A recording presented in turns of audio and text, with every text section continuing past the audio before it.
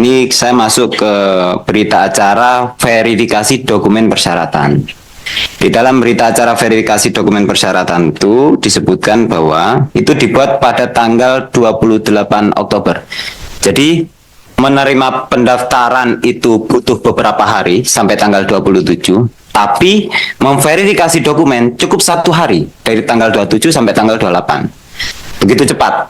Kemudian dinyatakan di dalam berita acara tanggal 28 itu, semuanya itu, Pak Anies, Pak Muhaimin, Pak Ganjar, Pak Mahfud, termasuk Pak Prabowo dan Pak Gibran. Namun yang lebih detail adalah, pada berita acara yang ditujukan kepada Pak Prabowo dan Pak Gibran, di situ disebutkan, Gibran Rakabuming Raka dinyatakan memenuhi syarat. Dan kemudian di dalam kolom verifikasi ada klausul putusan MK dimasukkan di dalam berita acara verifikasi dokumen tanggal 28 Oktober. Padahal kita tahu PKPU perubahan nomor 23 itu baru dibuat tanggal 3 November. Belum ada PKPU yang baru nih. Tapi klausul putusan MK itu sudah dimasukkan di dalam kolom verifikasi sehingga menyatakan Gibran memenuhi syarat. Kemudian masuk ke PKPU nomor 23 tahun 2023 yang dibuat tanggal 3 November. Ya, diundangkan tanggal 3 November 2023. Menurut ahli, apakah secara etik dan secara hukum PKPU 23 dan 2020 PKPU 23 tahun 2023 itu dapat diberlakukan terhadap proses pendaftaran tanggal 19 dan tanggal 25, serta berita acara penerimaan pendaftaran tanggal 27, serta berita acara verifikasi dokumen pada tanggal 28. Bagaimana menurut ahli? Tidak bisa, karena jelas ya pada saat sebelum keluar PKPU 23 2023 yang berlaku PKPU 19 2023 itu sah. Sah. Buktinya juga PKPU menyatakan bahwa PKPU 23 itu adalah perubahan atas PKPU 2023, dan saya pikir semua orang hukum tata negara pasti akan mengatakan seperti itu. Dia sah dan dia tidak dinyatakan berlaku surut. Saya ingin jawaban konkret dari ahli. Ini berkaitan dengan pasal 11 peraturan DKPP nomor 2 tahun 2017 ya. Saya akan singkat pertanyaannya. Menurut ahli ini, apakah komisioner KPU melakukan tindakan yang secara tegas diperintahkan oleh peraturan perundang-undangan? Tidak. Oke. Apakah komisioner KPU melakukan tindakan yang sesuai yurisdiksinya? Tidak. Apakah komisioner KPU menaati prosedur yang ditetapkan dalam peraturan perundang-undangan? Tidak. Dan terakhir, apakah komisioner KPU telah menerapkan peraturan perundang-undangan secara adil dan tidak berpihak? Tidak. Welcome to your channel QNC, berdiri kokoh di tengah.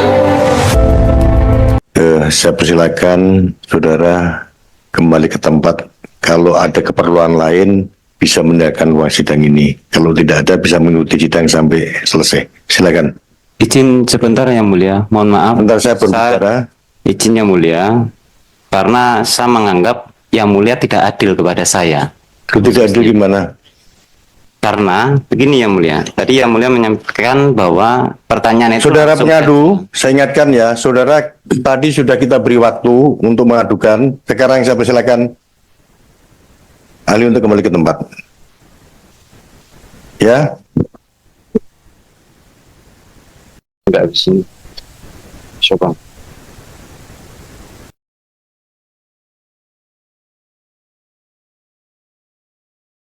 Selanjutnya saya memanggil ahli Dr. Charles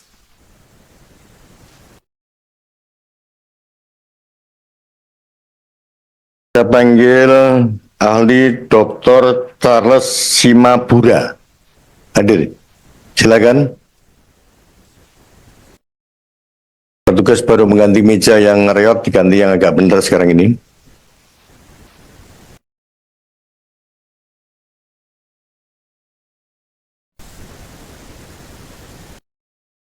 Ya.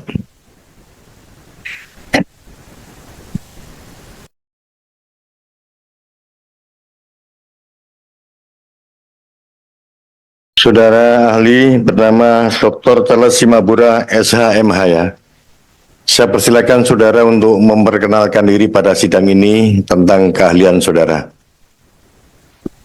Terima kasih Ketua Majelis Sidang DKPP yang saya hormati, anggota majelis, para pengadu dan para teradu, kolega-kolega saya, terkhusus dari pihak terkait Bawaslu. Yang mulia izinkan saya memperkenalkan diri, saya Charles Simabura. Sehari-hari mengajar di Fakultas Hukum Universitas Andalas, bidang kajian hukum tata negara, khususnya ilmu perundang-undangan, dan juga sekaligus Direktur Pusat Studi Konstitusi Fakultas Hukum Universitas Andalas.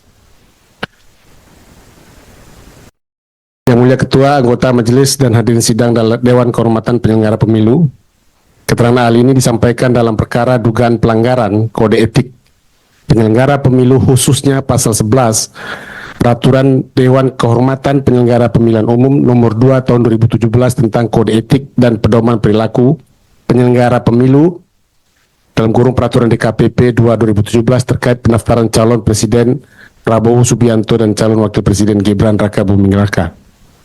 Kasus posisi bahwa mekanisme pendaftaran calon presiden dan wakil presiden diatur dalam peraturan Komisi Pemilihan Umum 19 tahun 2023 atau PKPU 19 2023. Peraturan Akuo ditetapkan tanggal 9 Oktober 2023 dan menjadi dasar hukum bagi KPU dalam menerima dan memproses tahapan pendaftaran calon presiden dan wakil presiden. Bahwa pada tanggal 16 Oktober 2023 Mahkamah Konstitusi telah memutuskan perkara nomor 90 PUU strip 21 Romawi garing 2023 tentang pengujian pasal 169 huruf Q Undang-Undang nomor 7 tahun 2017 tentang pemilu, yang pada intinya menyatakan persyaratan menjadi calon presiden dan calon wakil presiden adalah berusia 40 tahun, paling rendah 40 tahun, bertentangan dengan Undang-Undang Dasar Negara Republik Indonesia tahun 1945 dan tidak punya kekuatan hukum mengikat sepanjang tidak dimaknai berusia paling rendah 40 tahun atau pernah sedang menduduki jabatan yang dipilih melalui pemilihan umum termasuk pemilihan kepala daerah. Bahwa pada tanggal 17 Oktober 2023 Komisi Pemilihan Umum Republik Indonesia merespon putusan Akuo dengan mengeluarkan surat nomor 1145 garing PL 01.4/SD/05 garing 2023 perihal tindak lanjut putusan Mahkamah Konstitusi nomor 90 tahun 2023 yang ditujukan kepada pimpinan partai politik peserta pemilu tahun 2024 yang pada pokoknya meminta partai politik peserta pemilu memedomani putusan MK 90 2023 dalam tahapan pencalonan presiden dan wakil presiden tahun 2024. Bahwa pengumuman pendaftaran calon presiden dan wakil presiden ditetapkan tanggal 16 sampai dengan 18 Oktober 2023 yang dilanjutkan dengan pendaftaran bakal pasangan calon tanggal 19 sampai 25 Oktober 2003 dan verifikasi dokumen pasangan calon tanggal 19 Oktober sampai dengan 3 November 2023. Bahwa dalam proses pendaftaran dan penetapan pasangan calon presiden dan wakil presiden atas nama Prabowo Subianto dan Gibran Raka Buming menurut pelapor atau pengadu patut diduga telah terjadi pelanggaran pasal 11 Peraturan DKPP nomor 2 tahun 2017 oleh teradu anggota KPU dengan beberapa alasan sebagaimana tercantum dalam pengaduan dan atau laporan Akuo. Atas dugaan pelanggaran tersebut ahli berpendapat A. Patut diduga telah terjadi pelanggaran oleh KPU dalam mengeluarkan surat nomor. Jadi saya garis bawahi yang mulia, ini bukan surat edaran, ini berupa surat saja, karena surat edaran saya lihat punya format tersendiri di dalam PKPU 1 2022. Surat nomor 1145 garing PL titik 01 titik 4/SD garing 05 2023 perihal tindak lanjut putusan Mahkamah Konstitusi nomor 90 2023 pada tanggal 17 Oktober 2023 ditujukan kepada pimpinan partai politik peserta pemilu tahun 2004. Menurut ahli telah terjadi tindakan yang melanggar prinsip kepastian hukum sebagaimana didalilkan oleh pengadu karena KPU telah bertindak tidak sesuai dengan yurisdiksinya. Dalam hal ini pasal 11 huruf B Peraturan DKPP 2 2017. Menurut ahli sesuai yurisdiksinya, maka hal pertama dan utama yang harus dilakukan oleh KPU dalam menindaklanjuti putusan MK 90 2023 adalah menyusun dan mengajukan rancangan peraturan KPU perubahan PKPU 19 2023. Penyusunan rancangan PKPU perubahan PKPU 19 2023 merupakan amanat dari PKPU 1 tahun 2022 tentang tata cara pembentukan peraturan dan keputusan di lingkungan Komisi Pemilihan Umum dalam kurung PKPU nomor 1 tahun 2022, bahwa berdasarkan pasal 10 ayat 1 huruf C PKPU Akuo, KPU mengajukan rancangan PKPU di luar program penyusunan rancangan peraturan KPU sebagai pelaksanaan putusan Mahkamah Konstitusi dan Mahkamah Agung. Dengan demikian, terhadap ketentuan tersebut, KPU seharusnya melakukan penyusunan rancangan peraturan KPU perubahan PKPU 19/2023 dan bukan mengeluarkan surat nomor 1145 dan seterusnya 2023. Penyusunan rancangan PKPU tersebut semestinya menjadi prioritas sehingga dengan segera dapat diproses secara internal sesuai dengan mekanisme penyusunan dan penyelesaian rancangan peraturan KPU berdasarkan pasal 11, pasal 12, pasal 13, 14, 15, dan 16 PKPU nomor 1 tahun 2022. Bahwa atas tindakan atau kebijakan KPU yang hanya mengeluarkan surat nomor 1145 dan seterusnya 2023 jelas tidak tepat karena bukanlah merupakan bentuk pelaksanaan dari putusan Mahkamah Konstitusi 90/2023, namun dapat dikatakan sebagai pengabaian atas putusan Mahkamah Konstitusi. Bahwa dengan tidak mensegerakan penyusunan rancangan PKPU perubahan PKPU 19/2023 pasca putusan MK 90/2023, maka selain bertindak tidak sesuai yurisdiksinya, KPU patut diduga telah melakukan tindakan yang tidak sesuai dengan perintah peraturan perundang-undangan sebagaimana dimuat dalam pasal 11 huruf A peraturan DKPP nomor 2 tahun 2017. Bahwa kewajiban KPU selanjutnya dan yang harus segera dilakukan pasca putusan MK 90/2003 adalah mengirimkan surat konsultasi kepada DPR. Bahwa menurut pasal 19 ayat 1 PKPU 1 2022 dinyatakan KPU wajib berkonsultasi dengan DPR dan pemerintah melalui forum rapat dengar pendapat terhadap rancangan peraturan KPU yang mengatur penyelenggaraan tahapan pemilu dan pemilihan. Ketentuan ini bukan hanya kewajiban yang tertuang dalam PKPU, namun juga perintah dari pasal 75 ayat 4 Undang-Undang 7 2017 tentang pemilihan umum yang dinyatakan, dan hal KPU membentuk peraturan KPU yang berkaitan dengan pelaksanaan tahapan pemilu, KPU wajib berkonsultasi dengan DPR dan pemerintah melalui rapat dengar pendapat. Bahwa dengan demikian patut diduga KPU tidak melakukan tindakan dalam rangka penyelenggaraan pemilu yang sesuai dengan yurisdiksinya dan perintah peraturan perundang-undangan. Ketidakpatuhan pada prinsip kepastian hukum berikutnya dari KPU adalah terkait penerbitan berita acara penerimaan berkas yang semestinya dilakukan dalam rentang waktu tanggal 19 sampai dengan 25 Oktober 2023 sebagaimana tertuang dalam lampiran 1 PKPU 19/2023. Bahwa KPU menerbitkan berita acara penerimaan pendaftaran bakal pasangan calon presiden dan wakil presiden pada tanggal 27 Oktober 2023 dan jelas melewati jadwal yang telah ditetapkan KPU dalam PKPU 19/2023. Dugaan pelanggaran selanjutnya oleh KPU yaitu menerbitkan berita acara nomor 1589-PL.01.4/BA/05/2023 tentang verifikasi dokumen persyaratan bakal pasangan calon presiden dan wakil presiden pada tanggal 28 Oktober 2023 yang menyatakan berkas permohonan pasangan calon Prabowo Subianto dan Gibran Rakabuming memenuhi syarat. Yang mulia majelis dan hadirin yang berbahagia, bahwa berita acara tersebut disusun dengan mendasarkan pada PKPU 19/2023 yang belum direvisi sehingga rumusan normanya belum sesuai dengan perintah putusan MK 90/2023. Adapun norma yang digunakan dalam pasal 13 ayat 1 huruf Q masih dinyatakan sebagai berikut: berusia paling rendah 40 tahun. Bahwa dengan demikian KPU patut diduga tidak melakukan tindakan dalam rangka penyelenggaraan pemilu dan menaati prosedur yang ditetapkan dalam peraturan perundang-undangan sebagaimana diamanatkan pasal 11 huruf C peraturan dari KPP nomor 2 tahun 2017. Bahwa KPU telah melakukan perubahan PKPU 19/2023 melalui PKPU 23/2023 dan baru diundangkan pada tanggal 3 November 2023 dan hanya berlaku ke depan setelah tanggal pengundangannya, karena di dalam pasal 2-nya dikatakan bahwa PKPU tersebut berlaku setelah diundangkan. Dengan demikian, penetapan hasil verifikasi dokumen persyaratan bakal calon pasang presiden dan wakil presiden masih berpedoman pada PKPU 19/2023. Bahwa tindakan KPU menyatakan pendaftaran pasangan calon presiden dan wakil presiden atas nama Prabowo Subianto dan Gibran Rakabuming memenuhi syarat jelas bertentangan dengan PKPU 19/2023. Tindakan KPU demikian merupakan akibat dari kelalaian KPU yang bertindak di luar jurisdiksinya dan tidak sesuai dengan peraturan KPU yang telah mereka susun sendiri, PKPU 19/2023 dan PKPU 1/2022. Bahwa terhadap PKPU 23/2023 dalam penormaan materi muatannya patut diduga disusun secara kurang cermat oleh KPU karena belum mengadopsi Perintah Putusan MK 90/2023 seutuhnya. KPU hanya berfokus mengubah ketentuan pasal 13 ayat 1 huruf Q menjadi berusia paling rendah 40 tahun atau pernah garing sedang menduduki jabatan yang dipilih melalui pemilu termasuk pemilihan kepala daerah. Dengan hanya mengubah norma dimaksud, maka patut diduga KPU hanya berfokus pada bagaimana mengakomodir pencalonan Gibran Rakabuming.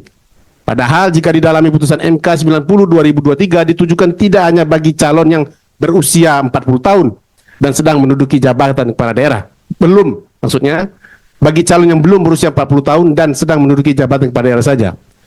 Bahwa KPU belum mengatur syarat administratif yang harus dipenuhi oleh calon kepala daerah yang pernah menjabat sebagai kepala daerah atau sedang pernah menjadi anggota DPRD dan DPD dan DPR. Apa syarat administratif yang harus dia lampirkan? Kalau kepala daerah jelas ada surat izin presiden yang menjadi syaratnya. Tapi kalau yang sudah pernah ya tidak menjabat tapi dia belum berusia 40 tahun, KPU tidak mengatur itu. Jadi KPU hanya fokus mengatur bagaimana ketentuan yang kepala daerah yang sedang menjabat dan patut diduga itu hanya untuk mengakomodir Gibran Rakabuming. Bahwa berdasarkan pasal 17 PKPU 19/2023 junto PKPU 23/2023, KPU hanya mengatur dokumen administratif kepala daerah yang sedang menjabat. Dokumen administratif yang dipersyaratkan tersebut berupa surat permintaan izin kepada presiden yang disampaikan kepada KPU sebagai dokumen persyaratan calon presiden dan wakil presiden. Bahwa dengan belum diaturnya dokumen administratif lain yang dapat digunakan bagi calon presiden dan calon wakil presiden yang belum berusia 40 tahun dan pernah menduduki jabatan kepala daerah, anggota DPRD, anggota DPD atau anggota DPR, maka KPU dapat dikatakan melanggar ketentuan pasal 11 ayat 1 huruf D Peraturan DKPP 2/2017 yaitu menjamin pelaksanaan peraturan perundangan yang berkaitan dengan pemilu sepenuhnya ditetapkan secara adil dan tidak berpihak. Kesimpulan, berdasarkan pada uraian tersebut di atas, maka menurut ahli anggota KPU selaku penyelenggara pemilu telah bersikap dan bertindak yang tidak sesuai dengan prinsip kepastian hukum. Anggota KPU menurut ahli telah melanggar prinsip kepastian hukum yang dimuat dalam pasal 11 Peraturan DKPP 2/2017 di mana dalam bersikap dan bertindak anggota KPU selaku penyelenggara pemilu hendaknya melakukan tindakan dalam rangka penyelenggaraan pemilu yang secara tegas diperintahkan oleh peraturan perundang-undangan, melakukan tindakan dalam rangka penyelenggaraan pemilu yang sesuai dengan yurisdiksinya, melakukan tindakan dalam rangka penyelenggaraan pemilu dan mentaati prosedur yang ditetapkan dalam peraturan perundang-undangan, dan menjamin pelaksanaan pengaturan perundang-undangan yang berkaitan dengan pemilu sepenuhnya diterapkan secara adil dan tidak berpihak. Demikianlah keterangan ini disampaikan. Semoga dapat membuat terang perkara ini serta membantu Yang Mulia Majelis Sidang Dewan Kehormatan Penyelenggara Pemilu untuk menemukan kebenaran dan keadilan. Atas perhatian saya ucapkan terima kasih. Assalamualaikum warahmatullahi wabarakatuh. Waalaikumsalam warahmatullahi wabarakatuh. Terima kasih saudara ahli telah menyampaikan pendapatnya. Seperti sebelumnya, saya beri kesempatan para pengadu untuk memberikan pertanyaan penjelasan yang berkaitan dengan opini ahli di sini. Karena sidang ini sidang etik, saya berharap para pihak menghormati posisi ahli sebagai ahli di bidangnya, tidak melakukan pertanyaan-pertanyaan yang sifatnya menyudutkan ahli. Saya kira itu bisa dipahami semua. Sekarang saya persilahkan pada para pengadu, mulai dari pengadu untuk perkara 135, 136, 137, dan 141. Saya mulai dari pengadu perkara 135 tidak hadir? Hadir. Silakan. Izin mohon kami juga diberikan hak yang sama seperti tadi diberikan kepada Ketua KPU. Silakan sekarang pertanyaannya. Secara langsung dan terus menerus. Oke, terima kasih Yang Mulia. Saudara ahli, tadi saudara ahli menyampaikan bahwa setelah putusan MK itu terbit tanggal 16 Oktober, kemudian tanggal 17 Komisioner KPU itu membuat surat, bukan surat edaran, gitu ya. Membuat surat, bukan surat edaran. Saya ingin penegas saja, apakah secara etik dan secara hukum surat yang dibuat KPU pada tanggal 17 Oktober itu sesuai atau tidak? Begitu. Saya tidak menjawab secara etik, tapi saya menjawab secara ketentuan peraturan DKPP bahwa itu tidak rangka melaksanakan ketentuan peraturan perundang-undangan sebagaimana dicantum pada pasal 11 peraturan DKPP nomor 2 tahun 2017. Bahwa perintah peraturan perundang-undangan dalam hal ini adalah salah satunya adalah melaksanakan apa yang kemudian menjadi kewajiban hukum PKPU bagi KPU ketika ada undang-undang yang berubah. Nah, perintah peraturan perundang-undangan ini dalam hal ini adalah PKPU sendiri nomor 1 2022 bahwa mereka harus menyiapkan rancangan perubahan terhadap PKPU. Namun yang dilakukan oleh KPU adalah mengirimkan surat pemberitahuan kepada peserta atau partai politik.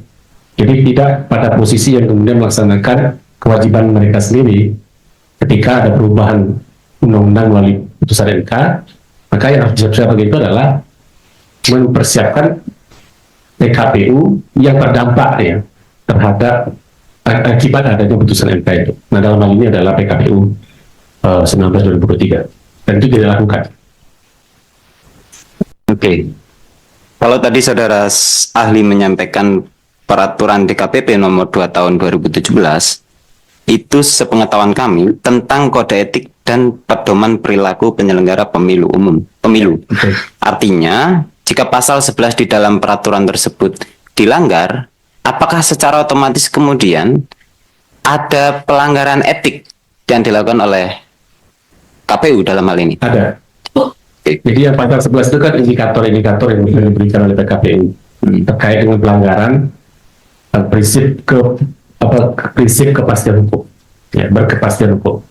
Ada 4 indikator yang diberikan oleh peraturan DKPP. Kemudian selanjutnya, menurut ahli, apa dasar hukum yang dipakai oleh KPU dalam proses penerimaan pendaftaran dari tanggal 19 sampai tanggal 25 Oktober tersebut?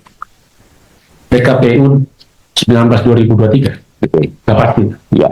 Apakah PKPU 19 tahun 2023 itu khusus tentang pasal 13 ayat 1 huruf Q, yaitu berusia paling rendah 40 tahun, itu diberlakukan untuk semua orang atau dikecualikan untuk anak presiden? Itu berlaku bagi semua orang. Sekalipun anak presiden. Iyalah. Oke. Karena presiden kan juga orang. Warga negara Indonesia maksudnya ya. Oh ya, presiden nggak punya. Oh ya. Kemudian kami lanjut pada posisi kejadian berita acara penerimaan pendaftaran. Berita acara penerimaan pendaftaran itu dibuat pada tanggal 27 Oktober 2023. Sedangkan kita tahu pendaftaran yang dilakukan oleh Pak Anies, Pak Muhaimin itu tanggal 19, Pak Ganjar, Pak Mahfud tanggal 19, Pak Prabowo dan Pak Gibran itu tanggal 25. Lalu ternyata berita acara penerimaan pendaftaran itu dibuat pada tanggal 27. Tidak sesuai dengan kejadian yang sebenarnya. Bagaimana menurut ahli tentang itu? Tadi sudah ahli jelaskan bahwa memang perbuatan itu melampaui ya jadwal waktu yang sudah ditetapkan oleh KPU sendiri, yaitu tanggal 19 sampai dengan 25. Artinya itu dilakukan di luar jadwal. Perbuatan berita acara penerimaan berkas penerimaan itu semestinya pada saat mendaftar kan harusnya sudah diberikan. Kalau mendaftar tanggal 19 semestinya sudah diberikan. Itu kan bicara tentang kelengkapan, bukan bicara keabsahan. Nanti kan proses keabsahannya itu kan ada verifikasi yang kemudian dilakukan oleh KPU pada tanggal 28. Jadi ada 2 peristiwa hukum di situ. Satu, ketika orang mendaftar kan tentu diberi bukti terima sederhananya bahwa dia sudah mendaftar. Itu mesti diberikan pada saat dia mendaftar itu. Nah, semuanya ini kan ada yang mendaftar tanggal 19, 2 calon, lalu ada yang mendaftar tanggal 25. Tapi kemudian KPU memberikan berita acara penerimaannya kan tanggal 27. Saya juga heran kenapa pasangan calon kok pada nggak minta gitu ya. Ketika dia sudah, ya sama kita sudah register kan, apa bukti pegangan hukum dia, lalu dia sudah mendaftar. Kalau tiba-tiba KPU bilang berkasnya hilang gimana? Kan si pasangan calon bisa saja nggak punya bukti kan bahwa itu sudah diterimanya. Kemudian bagi saya ini pelanggaran terhadap PKPU 19 2023 sendiri. Oke. Dalam berita acara penerimaan pendaftaran itu juga ini bahwa berita acara itu juga disampaikan kepada Bawaslu. Jadi selain kepada parpol-parpol, demikian berita acara ini tanda tangani untuk disampaikan kepada gabungan partai politik dan Bawaslu ya. Artinya Bawaslu pasti tahu soal ini. Kemudian pertanyaan selanjutnya adalah, jika berita acara penerimaan pendaftaran ini tidak sesuai dengan pada saat kejadian, maka apakah ada keterangan palsu yang dibuat pada saat dalam berita acara ini, dan apakah kemudian Bawaslu juga bisa disebut sebagai pihak yang turut terlibat? Karena tentu secara hukum dia juga bisa bertanggung jawab pada persoalan itu. Kemudian apa pendapat ahli tentang itu? Kalau dikatakan keterangan palsu, saya belum bisa mengatakan itu, tapi yang jelas adalah proses penerimaan atau terbitnya berita acara itu tidak sesuai dengan peraturan perundang-undangan, dalam hal ini adalah PKPU 19 2023. Jadi tidak terpenuhi aspek formalnya. Kalau orang ADN mengatakan itu cacat formal. Ya. Nah, bagaimana dengan Bawaslu ya? Bawaslu kalau saya mengatakannya, mungkin ya, dia dalam hal ini tidak melaksanakan tugasnya. Belum dikatakan sebagai pihak yang turut serta ya. Karena kalau turut serta pasti kan Bawaslu juga Anda laporkan. Kemudian ahli, ini saya masuk ke berita acara verifikasi dokumen persyaratan. Di dalam berita acara verifikasi dokumen persyaratan itu disebutkan bahwa itu dibuat pada tanggal 28 Oktober. Jadi menerima pendaftaran itu butuh beberapa hari sampai tanggal 27. Tapi memverifikasi dokumen cukup 1 hari dari tanggal 27 sampai tanggal 28. Begitu cepat. Kemudian dinyatakan di dalam berita acara tanggal 28 itu, semuanya itu Pak Anies, Pak Muhaimin, Pak Ganjar, Pak Mahfud, termasuk Pak Prabowo dan Pak Gibran. Namun yang lebih detail adalah pada berita acara yang ditujukan kepada Pak Prabowo dan Pak Gibran. Di situ disebutkan Gibran Rakabuming Raka dinyatakan memenuhi syarat, dan kemudian di dalam kolom verifikasi ada klausul putusan MK dimasukkan di dalam berita acara verifikasi dokumen tanggal 28 Oktober. Padahal kita tahu PKPU perubahan nomor 23 itu baru dibuat tanggal 3 November. Belum ada PKPU yang baru nih. Tapi klausul putusan MK itu sudah dimasukkan di dalam kolom verifikasi sehingga menyatakan Gibran memenuhi syarat. Menurut Ali, bagaimana tentang hal itu? Nah, inilah yang kemudian ingin saya katakan bahwa aspek konstitusionalitas itu butuh tindakan administratif untuk bisa dia dieksekusi atau dilaksanakan.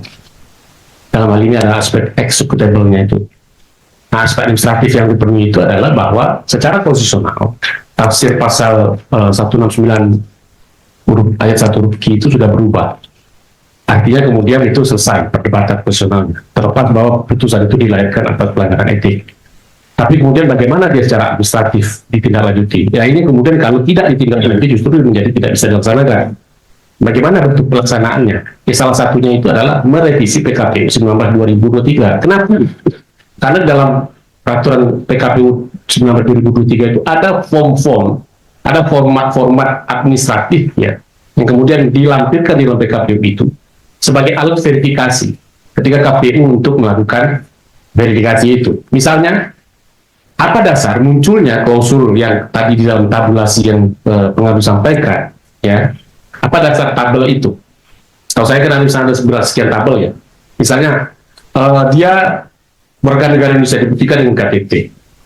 Dia pernah menjadi kepala daerah, dibuktikan dengan surat izin. Nah, form itu kan sebenarnya itu ada di lampiran itu. Nah, itu kan dirubah dulu PKPU-nya. Tapi tiba-tiba kemudian kok muncul saja di dalam form yang kemudian disediakan. Nah, ini yang kemudian saya anggap bahwa keberadaan form yang kemudian mencantumkan ya salah satu alat verifikasinya itu pasal 13 tadi itu bagi saya itu tidak sesuai dengan putusan MK.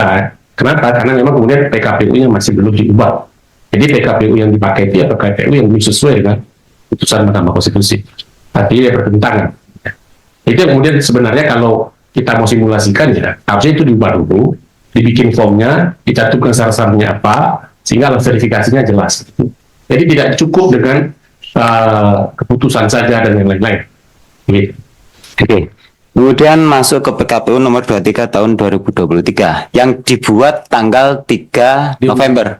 Ya, diundangkan tanggal 3 November 2023. Menurut ahli, apakah secara etik dan secara hukum PKPU 23 dan 2020 PKPU 23 tahun 2023 itu dapat diberlakukan terhadap proses pendaftaran tanggal 19 dan tanggal 25 serta berita acara penerimaan pendaftaran tanggal 27 serta berita acara verifikasi dokumen pada tanggal 28. Bagaimana menurut ahli? Tidak bisa. Karena jelas ya pada saat sebelum keluar PKPU 23 2023 yang berlaku PKPU 19 2023 itu sah. Sah. Buktinya juga PKPU menyatakan kan bahwa PKPU 23 itu adalah perubahan atas PKPU 2023 dan saya pikir semua orang hukum tata negara pasti akan mengatakan seperti itu. Dia sah. Dan dia tidak dinyatakan berlaku surut kecuali ada di ketentuan peralihan bahwa PKPU ini kemudian diberlakukan atas pendaftaran yang sudah terjadi. Nah, perdebatannya lain lagi. Ya, karena kan keberlakuan peraturan undang-undang itu dimungkinkan dia berlaku pada saat diundangkan atau ditunda, dia di-delay, misalnya 2 tahun atau 3 tahun seperti misalnya undang-undang KUHP kita ya, yang kemudian ditunda pemberlakuannya atau bahkan berlaku ke belakang, berlaku retroaktif ya, berlaku surut. Tapi syaratnya ketat begitu ya. Nah, kalau konteks PKPU 1923 itu tidak memberlakukan sama sekali, jadi hanya berlaku terhadap perbuatan-perbuatan hukum setelahnya. Sementara peristiwa verifikasi, penerimaan, pendaftaran itu terjadi pada saat PKPU 19 2023. Disinilah ya kesalahan dan pelanggaran yang dilakukan oleh penyelenggara pemilu karena tidak melaksanakan perubahan itu. Semestinya diubah dulu, begitu. Oke. Saya ingin jawaban konkret dari ahli. Ini berkaitan dengan pasal 11 Peraturan DKPP nomor 2 tahun 2017 ya. Saya akan singkat pertanyaannya. Menurut ahli ini, apakah komisioner KPU melakukan tindakan yang secara tegas diperintahkan oleh peraturan perundang-undangan? Tidak. Oke. Apakah komisioner KPU melakukan tindakan yang sesuai yurisdiksinya?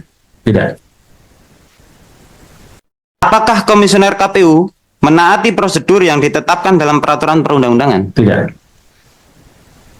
Dan terakhir, apakah komisioner KPU telah menerapkan peraturan perundang-undangan secara adil dan tidak berpihak? Tidak. Kemudian ahli terakhir, ini juga sebenarnya ingin kami pertanyakan tadi kepada ahli sebelumnya, yaitu Prof. Ratno, berkaitan dengan pertanyaan yang disampaikan oleh Ketua KPU tadi, yaitu tentang adanya GR di MA terkait PKPU nomor 23 tahun 2023 yang itu ditolak, begitu ya. Saudara Ali pernah membaca itu? Belum? Saya mengikuti dia berita, tapi nggak baca persis putusan. Ya. Jadi di dalam putusannya dinyatakan bahwa permohonan itu ditolak. Keberatan uji material menolak permohonan, begitu kan? Namun di dalam pertimbangannya, ini saya perlu bacakan kepada ahli dan kepada publik semuanya, karena ini penting. Jadi dalam pertimbangan hakim menyampaikan bahwa ketentuan dalam Undang-Undang Nomor 48 Tahun 2009 tentang kekuasaan kehakiman serta Undang-Undang Nomor 3 Tahun 2009 tentang perubahan kedua atas Undang-Undang Nomor 14 Tahun 1985 tentang Mahkamah Agung yang mengatur mengenai kewenangan Mahkamah Agung tidak memberi kewenangan kepada Mahkamah Agung untuk menguji putusan Mahkamah Konstitusi, baik materi maupun prosedur atau hukum acara yang diterapkan. Karena sama-sama sebagai lembaga yudisial yang memiliki kedudukan setingkat dan kewenangan yang berbeda. Mahkamah Agung tidak dapat menguji putusan Mahkamah Konstitusi, demikian juga sebaliknya. Menimbang bahwa konsekuensi pelanggaran etik karena adanya konflik kepentingan sebagaimana dipertimbangkan dalam putusan Majelis Kehormatan Mahkamah Konstitusi nomor 2, sejauh ini tidak terdapat ketentuan khusus lex spesialis dalam Undang-Undang Mahkamah Konstitusi. Namun demikian, mengenai hal ini telah terdapat ketentuan umum lex generalis dalam pasal 17 Undang-Undang nomor 48 tahun 2009 tentang kekuasaan kehakiman, sehingga sepanjang tidak terdapat peraturan khusus yang mengaturnya, maka ketentuan umum tersebut berlaku bagi semua lingkungan peradilan termasuk lingkungan Mahkamah Konstitusi. Sekarang saya akan bacakan pasal 17. Yang dimaksud itu juga berlaku kepada Mahkamah Konstitusi. Nanti saya minta pendapat ahli tentang ini. Pasal 17 itu bicara begini. Ayat 5 khususnya. Ayat 4 dulu. Ketua majelis, hakim anggota, jaksa, atau panitera wajib mengundurkan diri dari persidangan apabila terikat hubungan keluarga sedarah atau semenda sampai sederajat ketiga, atau hubungan suami atau istri meskipun telah bercerai dengan pihak yang diadili atau advokat. Ayat 5. Seorang hakim atau panitera wajib mengundurkan diri dari persidangan apabila ia mempunyai kepentingan langsung atau tidak langsung dengan perkara yang sedang diperiksa, baik atau kehendaknya sendiri maupun atas permintaan pihak yang berperkara. Ayat 6. Ini ayat 6-nya begini bunyinya. Dalam hal terjadi pelanggaran terhadap ketentuan sebagaimana dimaksud pada ayat 5, putusan dinyatakan tidak sah dan terhadap hakim atau panitera yang bersangkutan dikenakan sanksi administratif atau dipidana sesuai dengan ketentuan perundang-undangan yang berlaku. Kita tahu putusan MK itu menyatakan adanya pelanggaran berat etik kepada Bapak Anwar Usman selaku Ketua MK, kan begitu, karena ada kepentingan keluarga. Menurut ahli, dari apa yang saya sampaikan barusan itu, apa pendapat ahli tentang ini? Apakah seharusnya itu dianggap sah putusan atau tersalah? Bagaimana pendapat ahli tentang itu? Saudara ahli bisa menjawab, bisa tidak, karena tidak berkait langsung dengan perkara pengaduan pelanggaran etik oleh ketua dan anggota KPU. Silakan. Ya, dugaan pelanggaran itu sudah. Mohon izin majelis. Mohon izin.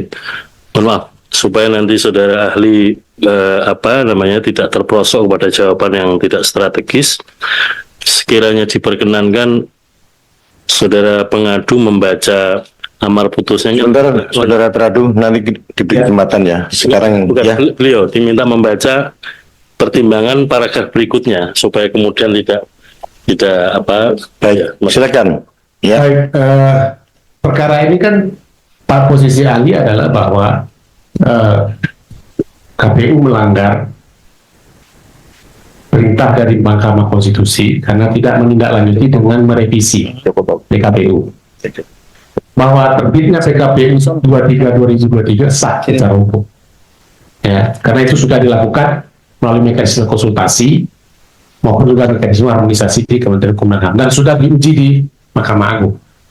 Jadi terhadap itu ahli tidak memberikan pendapat bahwa itu bertentangan atau tidak dengan etik. Tapi yang ahli fokuskan adalah 3 peristiwa hukum yang kemudian dilakukan oleh teradu, yaitu mengeluarkan surat edaran, kemudian menerima di tanggal 27, lalu kemudian merevisi PKPU yang kemudian bagi ahli itu belum sempurna karena materi muatannya belum sepenuhnya melaksanakan perintah putusan Mahkamah Konstitusi, termasuk juga menyatakan verifikasi administratif itu memenuhi syarat pasal 4 dengan masih menggunakan PKPU 19 2023. Jadi ahli tidak pada posisi yang kemudian mempertentangkan PKPU proses ya pembentukan PKPU 23 2023. Demikian. Kalau yang putusan etik MK saya pikir itu sudah tuntas ya, dan posisi ahli memang putusan MK harus tetap kita hormati. Nah, sekarang bagaimana dia ditindaklanjuti? Yang ini yang kemudian bagi ahli bermasalah. Demikian. Oke, terima kasih. Silakan dilanjutkan. Masih ada pertanyaan? Cukup yang mulia. Terima kasih.